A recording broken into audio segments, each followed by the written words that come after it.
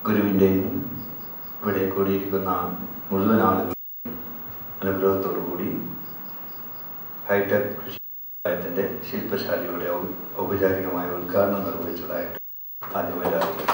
ഈ ശില്പശാല നമ്മുടെ കാർഷിക ഫല പുഷ്പ മേഖലക്ക് സമ്പന്നമായ ഒരു കാൽവെപ്പായിട്ട് മാറാൻ വേണ്ടി തീരട്ടെ എന്ന് ഹൃദയപൂർവ്വം പ്രാർത്ഥിച്ചുകൊണ്ട് ആശംസിച്ചുകൊണ്ട് എല്ലാവർക്കും ഇവിടെ നിന്ന് നമ്മൾ ഇപ്പം തിരഞ്ഞെടുക്കപ്പെടുന്ന ഈ റിസോഴ്സ് പേഴ്സണൊക്കെ തന്നെ മറ്റ് ഗ്രാമങ്ങളിൽ അവർക്ക് വേണ്ട നിർദ്ദേശങ്ങൾ നൽകാനും വേണ്ടിയുള്ള നടപടികൾ കൂടി ഉണ്ടാവും. അതിനുവേണ്ടിയുള്ള നല്ല ശില്പശാലയായി മാറട്ടെ എന്ന് ആശംസിച്ചുകൊണ്ട്